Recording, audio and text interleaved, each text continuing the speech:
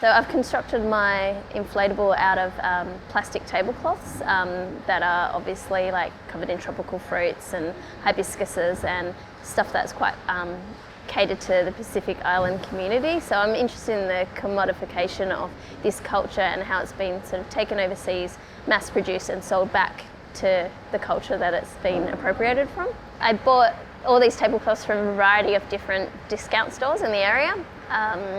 Just sort of shopped around for the patterns that spoke to me the most, and actually flew back to Australia with a huge suitcase packed full of plastic tablecloths.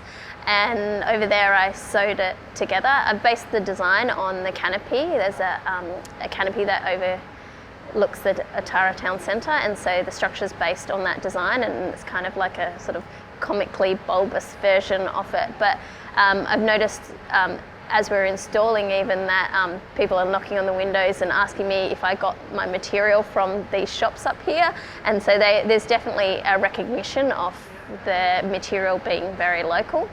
I often create inflatable structures as a way of framing a space for perhaps an activity to happen inside. So in the past I've held discussions, or I've had a mapping project within them, and I've had a bar in one of them. So it just depends on what kind of content I want to have inside.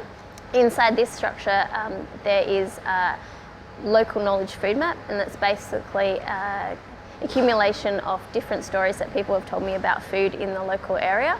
So I've asked them to, just tell me if a stranger came to Otara, what would you eat here? Because a lot of people in my previous visits spoke about food, and the importance of that in this culture here is really big. So there's some really lovely stories, like someone who met his future wife buying pork buns at one of the shops. So people can go inside the structure and take one of these maps, and then they can walk around the town centre and sort of experience these stories through the local area. So my practice sort of focuses on the politics of space.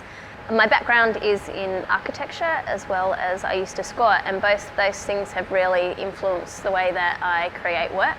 I was really involved in the Broadway squats in Sydney, which were in 2000, was when we became public, and that was the eve of the Olympics, so it was really public and really had a lot of media attention. We squatted about 4 different shop fronts on Broadway, which is one of the main streets within Sydney, and sort of had a really public face. We started up a gallery and a dumpster cafe and an info shop, and it garnered a lot of attention from like locals and the art community and stuff. So it was a really active space, and I was still an architect then, and that was when I started to really think about social space as just as important, if not more, for me than a physical built environment sometimes.